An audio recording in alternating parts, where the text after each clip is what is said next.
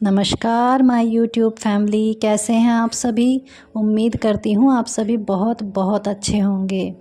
Friends, आज हम बात करेंगे अपने पूर्वजों की हम मुक्ति कैसे कर सकते हैं और कोई भी आत्मा भूत लोक में कैसे चली जाती है, इस चीज़ के बारे में। तो फ्रेंड्स, मैंने लास्ट वीडियो में आपको बताया था कि भाई जो है हम लोग मतलब कैसे किस चक्रा में रहते हैं, तो हम कैसे फिर अपने स्थिति में रहते हैं और कैसे जब हम यहाँ से पृथ्वी लोक से जाते हैं तो आत्मा कहाँ जाती है और कैसे वो अपने अगले जीवन का निर्णय करती है।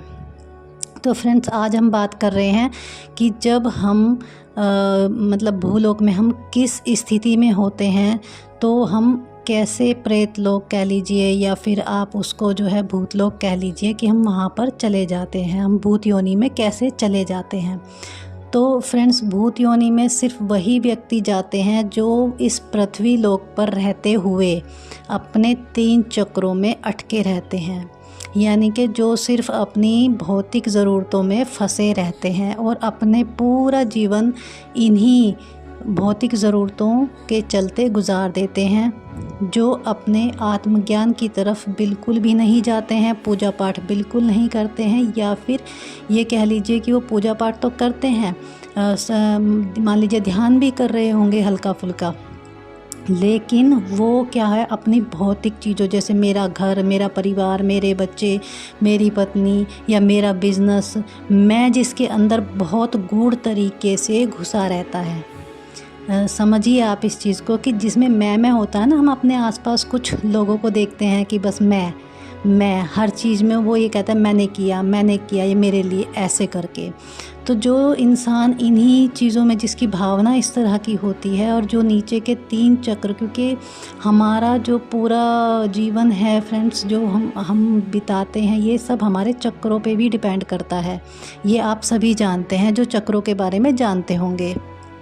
तो जब हम इन नीचे के 3 चक्रों में, यानी कि हमारे मूलाधार, स्वादिष्ठान और हमारा मणिपुर, नाभि चक्र जो हमारा है, इनमें हम कहीं पे अटके रहते हैं, इससे हम ऊपर नहीं उठ पाते हैं। तो इस स्थिति में जब हमारा मान लीजिए पृथ्वी पर आपने पूरा अपना जन्म बिता दिया और लास्ट के क्षण आपके आ चुके हैं, और तभी भी आपको सिर्फ अपने अंदर यही चल रहा है कि मेरे बिज़नेस का क्या होगा, मेरे पीछे कौन संभालेगा, मेरे बच्चों का क्या होगा। मतलब हम अपनी आत्म स्थिति में नहीं आ पाते हैं, हमें इस चीज़ का ज्ञान नहीं हो पा रहा है कि भाई हम जो है यहाँ पृथ्वी लोक पर सिर्फ एक यात्रा के लिए आए हैं, कुछ सीखने के लिए आए हैं, हमें अपनी आत्मा को उन्नत लोक में लेके जाना है। तो उसके लिए हम जो एक्सपीरियंस लेने आए हैं हमें वो लेना है। और मृत्यु एक कठोर सत्य है फ्रेंड्स, इसे हमें सभी को स्वीकार करना चाहिए कि हम भूलोक पर आए हैं तो हम यहाँ पे कुछ सीखने के लिए आए हैं। हम हमेशा के लिए यहाँ नहीं रह सकते, क्योंकि परमात्मा ने हर चीज़ को नश्वर बनाया है, हर चीज़ के एक लाइफ टाइम है, उसके बाद उसको जाना ही है। खैर, ये एक बहुत बड़ा विषय है फ्रेंड्स, और मैं अगर ज़्यादा आपको खोल के समझाऊंगी तो लंबा वीडियो हो जाएगा, जो शायद आप कोई भी सुनना पसंद नहीं करेंगे, क्योंकि हर किसी को शॉर्ट में सब कुछ जानने का होता है। तो फ्रेंड्स, अब आते हैं मेन मुद्दे की बात पर कि जब हम हमारे आखिरी पलों में अगर हम इन्हीं चीज़ों में अटके रहते हैं, जिस किसी भी चक्र पर, मान लीजिए हम स्वादिष्ठान पर रहेंगे, मान लीजिए मनोरंजन में रहेंगे और सिर्फ इन्हीं चीज़ों में अटके रहेंगे, अपनी घूमने फिरने की जिसको लालसा होती है, या सुख सुविधाओं की, अपने अच्छा घर बनाने, जैसे मान लीजिए आपका बड़ा घर है, आप उसी में अटके हैं, तो वो क्या होता है, जब लास्ट के क्षण है और जब वो व्यक्ति अपना शरीर छोड़ता है तो उसकी आत्मा इसी भूलोक में अटकी रहती है, अपने परिवारजनों से, अपने घर से, कि ये मेरा है।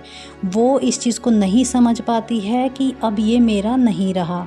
ऊपर से जो हमारे दूत आते हैं, जो हमें समझाने के लिए एंजल्स आते हैं कि भाई अब आप ऊपर चलिए, आपके लिए पोर्टल खुला है, आप चलिए, यहाँ से मुक्त हो जाइए और एक नए जीवन की शुरुआत के लिए, नए ज्ञान के लिए आपको फिर से आना है। तो आत्मा वहाँ नहीं समझ पाती है और वो वहीं पर अटकी रह जाती है, और क्या होता है कि जो हमारे एंजल्स हैं वो वापस निराश होकर चले जाते हैं। अब ऐसी स्थिति में क्या होता है फ्रेंड्स, हम क्योंकि सांसारिक लोग हैं, संसार में हैं, तो वो तो चलना ही चलना है, वो किसी के लिए थोड़ी ना रुक सकता है। ना आप जा सकते हैं किसी के साथ, ना मैं जा सकती हूँ। जो यहाँ है वो यहाँ रहेगा। ईश्वर ने एक दीवार हमारे बीच में बनाई है कि आत्मा हम तक नहीं आ सकती है, हम उसकी कोई बात नहीं सुन सकते हैं, ना उसको देख सकते हैं, और ना ही वे हमें सुन सकते हैं। और हमें देख तो सकते हैं लेकिन वे हमें सुन नहीं सकते। हम क्या चाह रहे हैं, हम क्या बोल रहे हैं, वे नहीं सुन पाते। हाँ, आपकी अगर आपने खुद की आपने इतनी उन्नति कर ली है तो आप उन्हें महसूस भी कर सकते हैं, उनसे बात भी कर सकते हैं, लेकिन आपको उस लेवल पर पहुंचना पड़ेगा पहले, तब आप ऐसा कर सकते हैं। तो फ्रेंड्स, वो जब हम यहाँ पर रहते हुए सारे अपने जो है क्रियाकलाप या कर्मकांड कर देते हैं और 13वीं हो जाती है, तो 13वीं के बाद हम क्या कहते हैं कि भाई हमने आपका जो कुछ भी रह गया था वो सब हमने आपको दे तर्पण उसका कर दिया है, आपको दे समर्पित कर दिया है। अब आप यहाँ से ऊपर की तरफ प्रस्थान करें। अब वो आत्मा तो यहाँ अटकी हुई रह गई है, अब वो कहाँ जाएगी, क्योंकि पोर्टल भी बंद हो चुका है उसकी, तो वहाँ से मुक्ति का अब वो नहीं जा सकती। तो वो क्या होता है, वो इस भूत लोक में या फिर मान लीजिए भूत योनि में चली जाती है ऑटोमेटिकली। आप वो पूरी आप कह लीजिए 5-7 साल, 10 साल, 15 साल, जितना भी उसका समय होगा, जो भी उसका समय होगा, जब तक वो ईश्वर से पूरा अपनी हृदय तक पूरे हृदय से प्रार्थना नहीं करेगी कि भाई मुझे अब मुक्त कर दीजिए, मुझे एक नया जीवन चाहिए, मुझे एक नया शरीर चाहिए, मुझे इस योनि से मुक्त करें प्रभु, तब तक उसकी उन्नति संभव नहीं है, उसकी मुक्ति संभव नहीं है, वो फंसी रहती। अब उसको बहुत दुख होता है यहाँ पर, जब हम उसकी 13वीं कर देते हैं, हम अपने कामों में लग जाते हैं, तो वो आत्मा बहुत दुखी होती है उस समय कि देखो मैं तो इनके लिए यहाँ रह गई, मैंने तो अपनी मुक्ति भी नहीं चाही, और अब ये लोग जो हैं मुझे ना देख रहे हैं, ना सुन रहे हैं, ना मेरी बात को मान रहे हैं, तो अब मैं कहाँ जाऊँ। और फ्रेंड्स, एक वीक पॉइंट होता है यहाँ पर आत्मा का कि आत्मा इतनी हल्की होती है कि वो हवा के झोंके के साथ ही इधर उधर आती जाती है, वो अपनी इच्छा से कहीं नहीं आ जा सकते, वो हवा के झोंके के साथ जाते हैं जहाँ भी। तो ऐसी स्थिति में ना तो वो बेचारे कुछ खा सकते हैं, ना पी सकते हैं, हालांकि वो खाते पीते नहीं हैं, जो हमारे सामने थाली में रखा हुआ है सिर्फ वो उसको देखते हैं और वो ऐसा सोचते हैं कि हम इसको खा रहे हैं इनके आगे से उठा के, सिर्फ उनके मन की संतुष्टि होती है, वो खा नहीं पाते लेकिन संतुष्ट हो जाते हैं उसको ऐसा खा करके कि हाँ हम खा रहे हैं इसको। तो अब मान लीजिए आपने अपने घर को आपको कोई शक हुआ कि कोई नेगेटिव पावर हमारे घर में आती है, हमारा नुकसान हो रहा है, और आपने अपने घर को किलवा दिया, जैसे चारों तरफ से हम करते हैं ना, घर में कोनों में कील पड़ी हुई जो मंत्रों से अभिमंत्रित कीलें हम वो लगवा देते हैं, तो आपने घर को अगर अभिमंत्रित करवा दिया तो वो जो आत्मा है वो फिर अपने उस घर में भी एंटर नहीं कर पाएगी, क्योंकि उसके लिए एक बाउंड्री बना दिया आपने कि आप अब इसके अंदर नहीं आ सकते। वो क्या, कोई भी आत्मा आपके घर में प्रवेश नहीं कर पाती है। ऐसे में अब वो ऐसे भटक जाती है कि ना तो उसको कहीं खाना, ना कहीं पानी नहीं मिलता है। तो अब आत्मा की क्योंकि फ्रेंड्स अपनी कोई सोचने समझने की क्षमता नहीं होती है, उसे ये नहीं पता चलता है कि मैं अच्छा कर रही हूँ या मैं बुरा कर रही हूँ। वहाँ पर जो उसको चाहे पकड़ करके कैद करके, जैसे आपके ये काला जादू करने वाले लोग होते हैं, अक्सर ये लोग क्या करते हैं अपनी तंत्र विद्याओं को यूज़ करने के लिए या लोगों के द्वारा पैसे ले करके उनका काम करने के लिए, कुछ आत्माएं जो ऐसे भटक रही हैं उनमें से किन्हीं आत्माओं को कब्जे में कर लेते हैं और उनसे अपना काम करवाते हैं। फ्रेंड्स, ये स्थिति बहुत भयावह होती है उस आत्मा के लिए, बहुत ही ज़्यादा दुखदायक होती है। वो आत्मा इस समय में बहुत तड़पती है, लेकिन जब तक ये लोग नहीं चाहेंगे वो मुक्त नहीं हो सकती है। ये उनके लिए बहुत दर्दनाक स्थिति है, इसका हम तो अंदाज़ा भी नहीं लगा सकते। खैर छोड़िए, इस चीज़ के बारे में हम बात नहीं कर रहे हैं, ये एक मंच नहीं है इस चीज़ के बारे में बात करने का, वो आप सभी लोग जानते हैं उस चीज़ को। और ज़्यादा जानकारी अगर आपको चाहिए तो आप बुक्स पढ़ सकते हैं, बुक्स में सब कुछ होता है। और अब बात आती है कि हम अपने परिजनों को कैसे मुक्त कर सकते हैं, कैसे उनको मुक्ति दे सकते हैं। फ्रेंड्स, जब हमें ऐसा लगता है कि कोई चीज़ हमें ऐसे परेशान कर रही है, तो उसमें क्या होता है कि भाई हमें, अगर आपको मन में वहम आ रहा है कि भाई मेरे परिजन जो है वो मुझे परेशान कर रहे हैं, क्योंकि देखिए अगर हमारे पूर्वज हमें किसी गलत वस्त्रों में दिखते हैं, गंदे कपड़ों में दिखते हैं, गंदी स्थिति में दिखते हैं, तो मतलब है कि वो भूत बन के भटक रहे हैं। मैं आपको एक गूढ़ जानकारी दे रही हूँ, गहरी जानकारी। अगर वे आपको दिखते हैं कि वे श्वेत वस्त्रों में हैं, अच्छी कंडीशन में हैं, आपके साथ हंस बोल रहे हैं, सब कुछ अच्छा है, तो इसका मतलब है वे एक उन्नत लोक में हैं, वे अच्छे लोक में हैं और वे आपके एंजल्स के रूप में आपकी हेल्प भी करेंगे। जब जब आप उन्हें बुलाएंगे, जब जब कोई भी आपको हेल्प की ज़रूरत होगी और आप उन्हें याद करेंगे, वे ज़रूर आपकी हेल्प करते हैं। सिर्फ आपको अवेयर रहना होता है उनकी इस चीज़ को समझने के लिए। अब बात आती है कि मुक्ति कैसे हो। तो फ्रेंड्स, आपने बहुत से देखा होगा, पंडित लोग हैं, बोलते हैं आपका फलाना जो है वो भटक रहा है, उसको ये चाहिए वो चाहिए, वो आपसे कुछ पूजा पाठ करवा देते हैं। उस पूजा पाठ में क्या होता है, जो मेरा अनुभव है, मैं अगर आपको बताऊं, जितना मुझे समझ में आया है कि वो लोग जो खाना देखते हैं ना, कि हम लोग हमसे वो खाना मंगवाते हैं, ये कपड़े लाओ, ये खाना लाओ, ये लाओ, वो लाओ, तो ये चीज़ें वे उनका आवाहन करके उनको अर्पित करते हैं, जैसे हम परमात्मा का आह्वान करके उनको अर्पित करते हैं। तो इसी तरह से जब उनको वे बुलाते हैं, उनके नाम से, आपका नाम गोत्र सब कुछ पूछा जाता है ना, आपने ध्यान दिया हो अगर, अब आपको याद आएगा मेरी बात सुनने के बाद। तो वे उनको बुलाते हैं, वे आत्माएं वहाँ आती हैं और उस भोजन वस्त्र को वे स्वीकार कर लेती हैं, तो वे तृप्त हो जाती हैं वहाँ पर। लेकिन मुक्ति नहीं हो सकती, ये आप समझ लीजिएगा। मुक्ति तो कोई महान पंडित ही हो, जो बहुत अच्छे से शास्त्रों का जिसको ज्ञान हो, बहुत अच्छे से सब चीज़ का उसको ज्ञान हो, सिर्फ एक वही व्यक्ति मुक्ति करा सकता है। हर कोई फ्रेंड्स आत्माओं की या आपके पूर्वजों की मुक्ति नहीं करा सकता, ये बात तय है। और ये आप में से बहुत से लोगों ने इस चीज़ का एक्सपीरियंस भी किया होगा कि आपने पूजा पाठ सब कुछ कर लिया, लेकिन उसके बाद भी आपको ऐसा लगता है कि नहीं, वे लोग अभी शांत नहीं हुए हैं, ऐसा आपको महसूस होता है। क्योंकि देखिए, जब वो उनको ऐसे जो चीज़ें अर्पित करते हैं, उसके बाद क्या होता है कि इस वर्ल्ड में सिर्फ एनर्जी काम कर रही है, पूरे ब्रह्मांड में फ्रेंड्स एनर्जी है। वो लोग उस चीज़ को स्वीकार करते हैं, उनको अच्छा लगता है, तो उनकी जो फीलिंग्स हैं वो आप महसूस कर पाते हैं, वो आपके लिए खुश होते हैं, आपको वहाँ से आशीर्वाद दे रहे होते हैं कि तुमने मुझे दिया, तो आपके लिए आशीर्वाद निकलता है। उस चीज़ को, उसकी जो एनर्जी है वो आप तक पहुँचती है और आपके काम अच्छे होने शुरू हो जाते हैं थोड़ा सा। अब वो थोड़ा सा अच्छे होते हैं, लेकिन फ्रेंड्स, क्योंकि जो हमारी आर्थिक स्थिति है, जो भी कुछ हमारे जीवन में चल रहा है, वो सब कुछ हमारा ही क्रिएट किया हुआ है, हमारे अपने कर्माश से वो हो रहा है।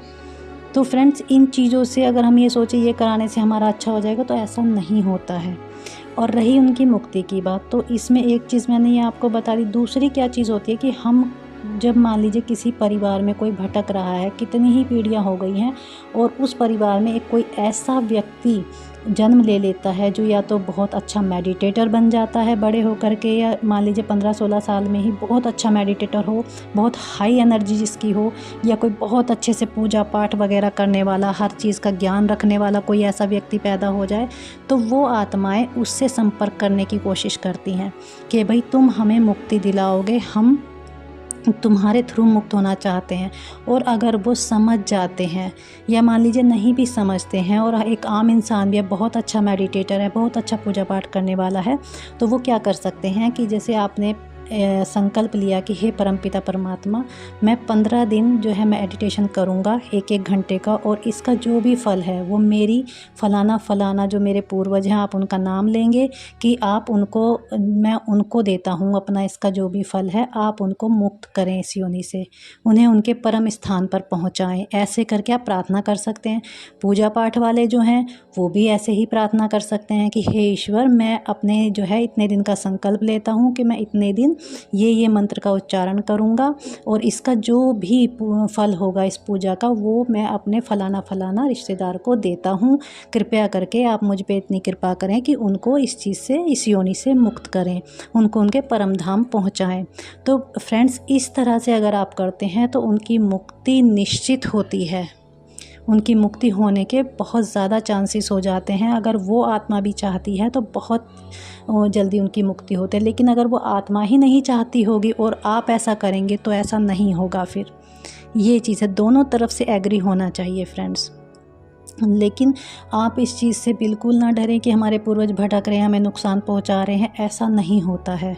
वो किसी को कोई बहुत ही आप कह लीजिए नीच जिसके विचार रहे होंगे, जब वो आर्थिक हमारे पृथ्वी लोक पे इंसान का जन्म रहा होगा, अगर उसके विचार ही बहुत घटिया होंगे, दूसरों को दुख देने के होंगे, तो वो आत्म स्वरूप में भी ऐसी ही जो भूत लोक में वो मतलब भूत योनि में भटक रही होगी, तब तो वो आपको कुछ नुकसान पहुंचा सकती है। नहीं तो वे हमें नुकसान नहीं पहुंचाते हैं। इस चीज़ को आप दिमाग से निकाल दीजिए। वे सिर्फ हमें अपनी याद दिलाने के लिए थोड़ा सा हमें परेशान करते हैं, हमें मतलब परेशान इन द सेंस कि एक अच्छे उसमें, जैसे मान लीजिए हम बच्चा होता है ना, कभी कभी हम बच्चे के साथ अपना ध्यान लगाना चाहते हैं, तो हम बच्चे को बोलेंगे चलो हम खेलते हैं, बच्चा बोलेगा नहीं मुझे नहीं खेलना है, वो आपसे नाराज़ है, तो आप उसको मनाने के लिए फिर ऐसे करते हैं ना कि उसको कुछ से कुछ छेड़ते रहते हैं। तो ऐसे ही वे हमारा जो ध्यान है उसको अपनी तरफ करने के लिए हमें छेड़ते हैं, हमें कुछ थोड़ा सिम्टम्स देते हैं, कुछ छोटी मोटी परेशानियां जैसे कर देंगे, कुछ आपको ऐसे नेगेटिव मतलब आपके आसपास कुछ ऐसा जैसे दूध का निकलना हो गया, या गाय भैंस का बीमार होना हो गया, घर में भी एक के बाद एक बीमारी का होना हो गया। तो इस तरह से वे थोड़ा हमारा ध्यान अपनी तरफ आकर्षित करते हैं कि भैया हमें भी चीज़ चाहिए, हमें ज़रूरत है, वो अपनी ज़रूरत के लिए करते हैं। अगर आप समय समय पर जैसे अमावस्या पर या पितरों की जो एक अमावस्या आती है उस पर उनको देते रहते हैं, उनका जो भी खाना पानी है और जो भी उनके वस्त्र वगैरह का आप दान करते हैं, तो वो कभी आपको ऐसे कुछ भी परेशान नहीं करेंगे। इस चीज़ को आप निकाल दीजिए, क्योंकि आप अगर उनसे प्यार कर रहे हैं, आप अगर उनका आशीर्वाद चाह रहे हैं, तो अगर आपको लग रहा है कि भाई हाँ वो भटक रहे हैं, तो आप उनका ऐसे कर सकते हैं। ये बहुत ही सटीक उपाय है फ्रेंड्स, इसमें डरने की बात नहीं है कि वो भूत है। आपकी देखिए जो हमारी सोच है उसी से ही हमारा भविष्य बनता है। आप अपनी सोच को पॉजिटिव अगर रखेंगे तो कोई ताकत आपको परेशान नहीं कर सकती है। इस चीज़ को आप हमेशा ध्यान रखिएगा। पॉजिटिव रहिए, सबके लिए अच्छा सोचिए, अपने पूर्वजों के लिए भी अच्छा सोचिए।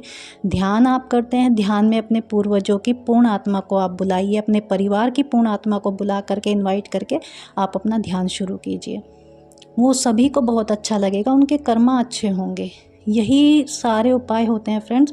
ये पंडितों के ओझाओं के चक्कर में आपको ज़्यादा परेशान नहीं होना चाहिए, क्योंकि जो हम कर सकते हैं वो सब कर सकते हैं। हम इंसान के अंदर इतनी ताकत है कि वो जो चाहे वो कर सकता है फ्रेंड्स।